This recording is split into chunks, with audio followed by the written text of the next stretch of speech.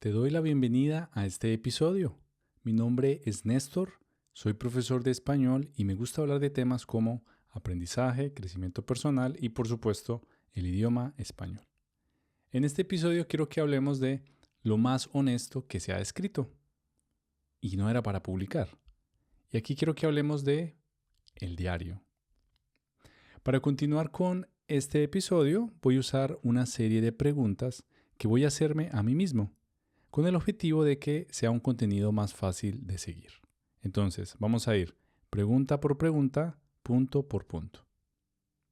La primera pregunta dice, ¿por qué me atraen tanto las cartas y los diarios antiguos? Me gusta mucho leer este tipo de contenido porque son fragmentos de la vida real, ¿sabes? Son fragmentos que no tienen filtros, que no tienen la intención de gustar, que no tienen la intención de presumir, de ser cool. No, simplemente son escritos que te muestran una realidad cruda y a veces más que cruda, brutal. Pero son fragmentos auténticos, son fragmentos sinceros que puedes leer. Y entonces las cartas o los diarios reflejan emociones y pensamientos que no están completos. De pronto son pensamientos en construcción. Y puedes ver qué es lo que pasa por la mente de la persona. En diarios como el de Frida Kahlo, por ejemplo, puedes sentir y puedes ver por lo que pasó ella. Frida Kahlo pues sufrió muchísimo en su vida debido a un accidente y cuando lees su diario puedes sentir todo eso, puedes ver qué es lo que pasaba por la mente de Frida Kahlo durante esta época. Y lo cuenta de una manera bastante descriptiva. ¿Qué tienen estas voces íntimas que nos siguen hablando, incluso siglos después? Pues yo creo que hay una honestidad que no pasa de moda. Hay algo que se mantiene vigente. Pueden pasar años, décadas, incluso siglos, y algo que se mantiene. Porque las historias de ese momento, de esa época, por ejemplo de hace 200 años o 100 años, son historias que se mantienen hoy en día, de alguna u otra forma. Hay patrones que se repiten. Y entonces uno podría pensar, no, pero es que lo que le preocupaba a una persona del siglo XIX es diferente a lo que le preocupa a una persona del año 2020, por ejemplo. La respuesta es sí, es diferente, pero en esencia son las mismas cosas. Yo creo que hay temas con la familia, hay temas con la vida, hay temas con el trabajo, que en esencia no pasan de moda. Y entonces nos recuerdan que los problemas humanos son los mismos, aunque cambie el contexto. Cuando yo tenía más o menos unos 15 años, me puse a leer un libro bastante grueso llamado Vivir para contarla, de un autor, Gabriel García Márquez. Era un libro que me llamó la atención y que compré en una feria de libro. Empecé a leerlo porque, bueno, yo soy colombiano y pues como colombiano siempre pues tienes la curiosidad de saber quiénes son las personas más conocidas a nivel mundial.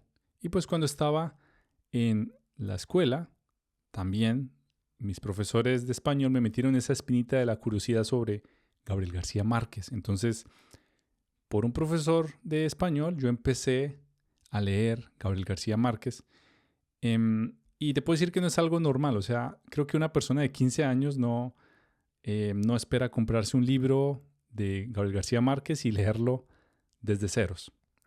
¿Y por qué te menciono este libro? Si estamos hablando de diarios. Porque Vivir para contarla es precisamente eso. Es un diario que escribió Márquez en vida sobre todo lo que él hizo.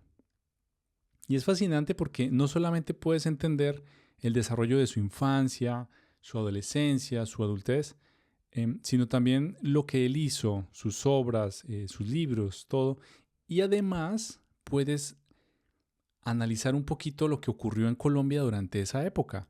Porque pues tú, si no lo sabes, pues Colombia es un país con una historia muy, muy larga y con una historia también un poco complicada en términos de la violencia, en términos de desorden público, etc. Y entonces cuando Márquez estaba narrando su biografía, él también narró lo que ocurrió en Colombia durante su época. Entonces, es como una forma de entender no solo a Márquez, sino esa época en la que Márquez estaba vivo. Y también es por eso que me llaman la atención los diarios, porque tienes más alcance y no solamente estás leyendo sobre el protagonista de la biografía, sino todo lo que lo rodeaba. ¿Cómo cambia el lenguaje cuando escribimos solo para nosotros o para alguien cercano? Como mencioné en el pasado, yo creo que es más directo. No hay un maquillaje, no hay algo que lo haga ver como superficial, como artificial. Porque cuando tú escribes para ti mismo, o sea, tú no esperas o tú no quieres caerle bien a alguien, o sea, tú no tienes expectativas, ¿cierto? Por supuesto, si eres de pronto un periodista y vas a escribir en un periódico, pues vas a tener que, claro, escribir con ciertos estándares para que las personas que te lean piensen, ok, esta persona hizo un buen trabajo, escribió de una manera perfecta, vamos a darle un ascenso, por ejemplo. Pero no, cuando tú escribes para ti mismo, pues ¿quién es la audiencia? Eres tú, ¿cierto? Entonces, no existe como ese tema de expectativas y entonces se escribe de una manera más directa. Se escribe sin un maquillaje. Cuando una persona escribe para sí mismo, también se permiten dudas, se permiten contradicciones, se permiten pausas, silencios, etc. Porque precisamente es algo que estás construyendo. O sea, no hay como un tema de calidad, un control de calidad, que simplemente estás haciendo que la mano se mueva en el papel y que aparezcan pensamientos allí escritos. Hay un diario muy famoso de una personita llamada Anna Frank. Seguramente has escuchado el diario de Anna Frank. Y es la historia de una niña que vivió durante la época de los nazis. Y en su historia, en su biografía, en su diario, perdón, pues puedes leer todo lo que ocurría en ese momento y se decía de una manera tan inocente, tan auténtica, con una profundidad brutal, pero que no buscaba impresionar. O sea, era lo que pasaba y pues para ella era lo normal. Pero entonces cuando tú lees todas las experiencias que tuvo ella, ¿cierto? Que estuvo encerrada mucho tiempo en un lugar y vio cosas terribles, presenció cosas muy malas, tú te das cuenta que era su mundo, que era su realidad. Y en el diario puedes capturar esa esencia, puedes sentirlo. Entonces, cuando alguien escribe para sí mismo, no intenta impresionar, simplemente escribe y ya está. ¿Qué podemos aprender sobre el idioma leyendo diarios y cartas? Pues yo creo que el idioma fluye con más naturalidad. En otras palabras, cuando tú lees una carta o un diario, tú puedes sentir eso, que las frases, por ejemplo, son más cortas, son más personales, no hay como una intención como de llamar la atención, de presumir. También puedo ver que aprendes a decir mucho con poco. Entonces, no intentas usar tantas palabras así súper rimbombantes, súper elegantes, súper extrafalarias, sino simplemente quieres transmitir algo y ya está. Hay un autor que quiero conocer más, que se llama Julio Cortázar. Es un autor suramericano. Y este señor en sus obras, pues él mencionaba el uso del diario en sus personajes. Te puedo recomendar Julio Cortázar si te gusta leer como textos más cortos o cuentos cortos en español. Creo que él es una persona experta en esta área. ¿Hay alguna carta o fragmento de diario que me haya marcado o conmovido? Como mencioné al principio, las cartas de Frida Kahlo creo que son cartas que muestran mucho el dolor, el amor y también incluso el pensamiento político. Y son cartas que son escritas así, de una manera transparente, súper directa. También me gusta mucho el diario de Leonardo da Vinci.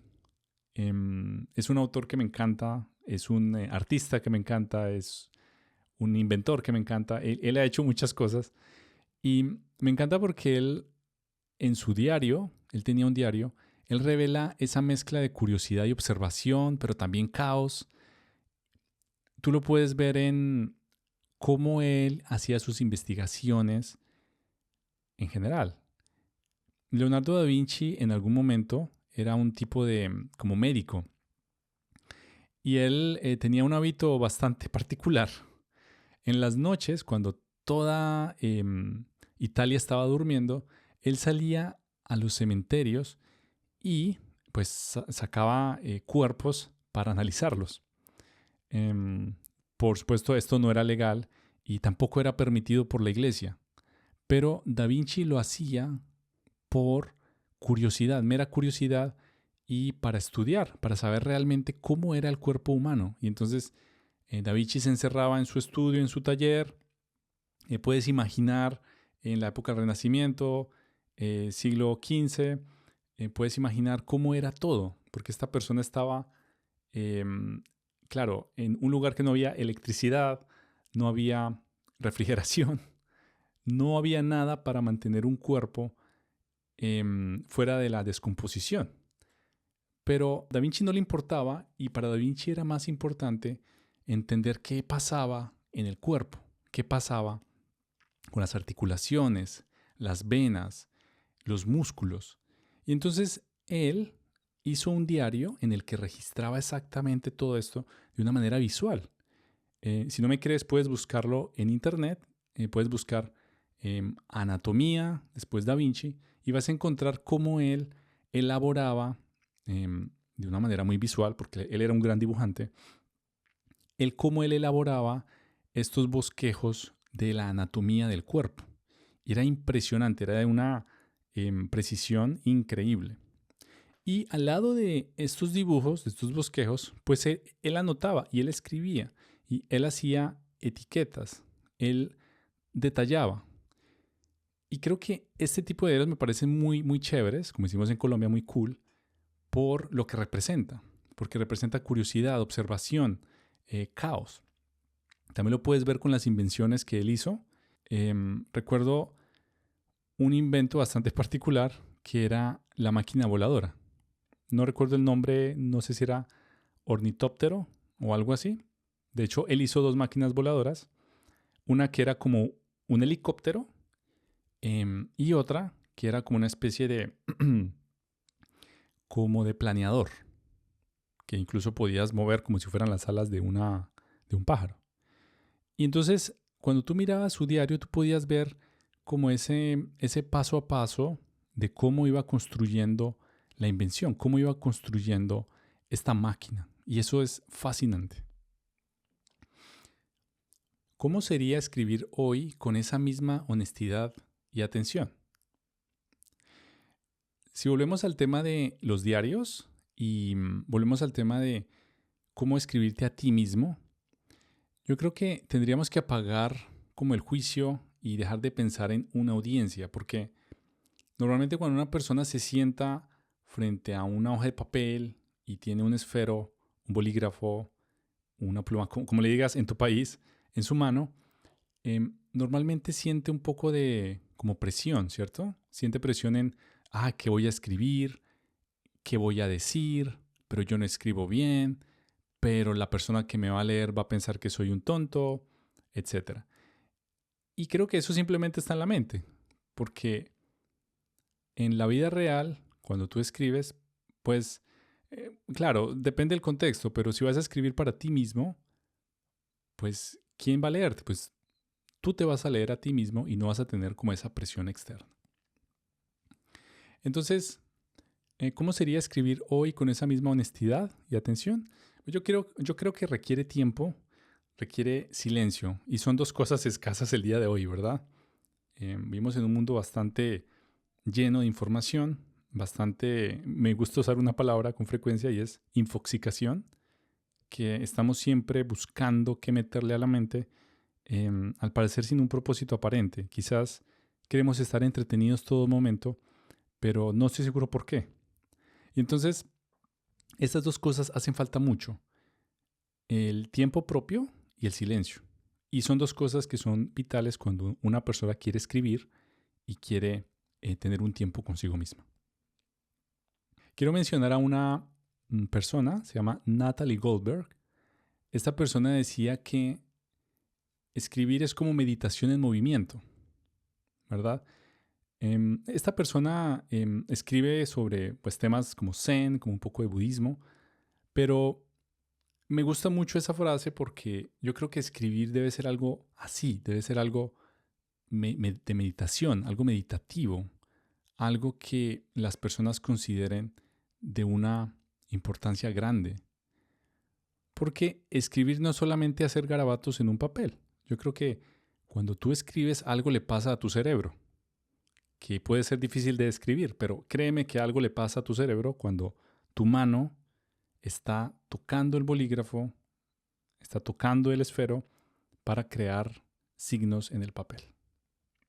¿Qué pasaría si todos lleváramos un diario? Esta pregunta me encanta porque yo creo que si todos lleváramos un diario, escucharíamos más nuestra propia voz y nos alejaríamos del ruido, porque en el presente sí que hay ruido. En el presente hay ruido de muchas formas. Y con ruido quiero hablar de la manera más de pronto filosófica posible, porque hay mucho ruido, muchas distracciones, hay muchas cosas que nos alejan de nuestro propósito, hay muchas cosas que no aportan realmente.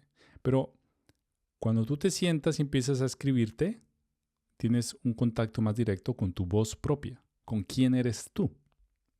Yo soy profesor de español, he hecho esta actividad por más de 8 años y a veces yo le recomiendo a mis estudiantes tener un diario. Te voy a dar más contexto. Yo soy profesor de español como lengua extranjera. Entonces mis estudiantes son personas que quieren aprender el español. Son personas que hablan inglés nativamente, que hablan chino, que hablan francés, que hablan italiano, etc. Y entonces yo les digo a ellos, pues mira, ¿quieres aprender español? Pues una forma es, si te gusta escribir, empieza con un diario, empieza con cosas sencillas, narra tu propia vida, narra tus rutinas, tus gustos, tus experiencias. Y así vas creando la gramática, vas creando vocabulario para comunicarte en la lengua, ¿no? Tengo algunos estudiantes que les gusta, otros no les gusta mucho escribir, pero lo que me he dado cuenta es que los mejores estudiantes de español son aquellos que escriben más. Porque cuando tú escribes, tu cerebro tiene más tiempo para pensar y entonces puedes narrar mejor lo que sea que estás escribiendo. Y con el tiempo eso genera un hábito y te haces muy bueno. Y entonces empiezas a comunicarte de una manera más precisa. Otra cosa que veo es que si todos empezáramos a llevar un diario, creo que empezaríamos a ver nuestros propios patrones mentales y emocionales. Yo te estoy contando esto desde el punto de vista de un profesor de español, ¿ok? No soy psicólogo licenciado, entonces por favor no sigas mis indicaciones, pero te voy a contar esto desde un punto de vista de un profesor de español. Yo creo que cuando uno escribe, sí existe como un contexto de salud emocional. Hay una persona llamada James Pennebaker que habla de un tipo de escritura. Es la escritura expresiva. Y esta persona hizo estudios científicos, que afirman que escribir o tener un diario mejora realmente la salud emocional. Como te dije, yo no soy psicólogo, entonces no sigas mis indicaciones, pero lo que yo puedo entender es que cuando tú escribes pones como todo ese caos de tu mente, lo pones en un papel y entonces es mucho más sencillo describirlo, es mucho más sencillo saber qué pasa por tu mente, por tu cuerpo, qué pasa con tus emociones, etc. ¿Escribir para uno mismo también es una forma de aprender? Sí, claro que sí. Como yo dije, yo se lo he recomendado a mis estudiantes y cuando una persona escribe para sí mismo, yo creo que ayuda mucho a la organización mental, ¿no? Y a procesar las experiencias. Y yo admiro mucho a las personas que son súper disciplinadas con un diario, por ejemplo, que escriben todos los días, incluso en la mañana y la noche, porque es un ejercicio superior, o sea, es un ejercicio que te permite tener un superpoder. ¿Y por qué? Si yo te pregunto, ¿recuerdas tú qué hiciste hace 2 semanas a las 2:30 de la tarde? qué estabas pensando, con quién estabas, en dónde estabas, por qué hiciste lo que hiciste, qué tenías planeado hacer. Si yo te pregunto eso, estoy seguro que la mayoría de personas no podrían responderlo porque nosotros de alguna manera estamos bajo una maldición y es que olvidamos, ¿cierto? Si yo te pregunto qué hiciste hace 2 semanas, en un momento específico, qué pensaste, qué tenías planeado hacer, etcétera, es casi imposible que me respondas con precisión, porque naturalmente nuestra mente olvida. Pero cuando conoces a una persona que lleva un diario, es diferente, porque puede de alguna manera aumentar esa capacidad de memoria, eso uno, y dos, si esa persona quiere responder a tu pregunta, puede hacerlo fácilmente, porque pues tiene un registro escrito, ¿no? Entonces yo creo que tener un diario tiene muchas ventajas. Como dije anteriormente, al escribir, pues muchas veces entiendes lo que no puedes explicar en voz alta. Entonces, si tienes algo que pasa por tu mente y no sabes cómo procesarlo, escribes y es mucho más sencillo después de escribirlo, porque está en el papel, está de manera concreta. ¿Qué noto en el estilo o el vocabulario de estas voces del pasado? Bueno, desde el punto de vista de un profesor de español, creo que depende mucho de la persona, porque un diario puede ser quizás más pausado, puede ser más directo, puede usar un vocabulario más casual, no tan elaborado, pero esto depende mucho de el protagonista de la historia, de la persona que escribe el diario. Probablemente va a usar gramática como el subjuntivo. Y menciono el subjuntivo. ¿Por qué menciono el subjuntivo? Porque creo que el subjuntivo es una gramática del español, es como eso que te permite ser más como, digamos, emocional de alguna manera. Puede ser más persuasivo. Entonces, quizás cuando una persona escribe para sí misma, está usando el subjuntivo de alguna forma. ¿Qué me dan ganas de escribir después de leer a estas personas? Yo creo que me dan ganas de escribirle a una persona que ya no está. De pronto, te mencioné a Leonardo da Vinci, de pronto podría escribirle una carta a él, ¿verdad? De pronto podría elaborar una carta pensando en lo que me gustó de lo que hizo, dándole las gracias. También me dan ganas de mantener el hábito de escribir un diario, porque escribir un diario es algo muy bonito, es algo que te permite tener como un cerebro externo, ¿cierto? Te permite analizarte a ti mismo en tercera persona, algo que de otra manera es muy difícil. Y también, cuando escribes un diario, pues no buscas likes, no buscas aplausos, solo buscas la verdad y ya está. Muy bien, llegamos al final de este episodio. Por favor, responde a la siguiente pregunta. ¿Tienes un diario? Y si es así, ¿por qué? Muchas gracias por ver este video. Si te gustó, dale un me gusta, suscríbete, me ayuda a expandir esto que quiero enseñar.